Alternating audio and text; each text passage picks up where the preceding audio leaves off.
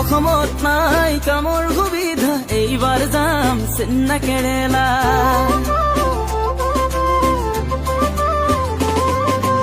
অসমত নাই কামৰ সুবিধা এইবাৰ যাম চেন্নাই কেৰেলা অ বন্ধু এইবাৰ যাম চেন্নাই কেৰেলা ঘৰত বহি বহি ভাবি চিন্তি থাকি মনৰে ভাগৰটিত নধৰে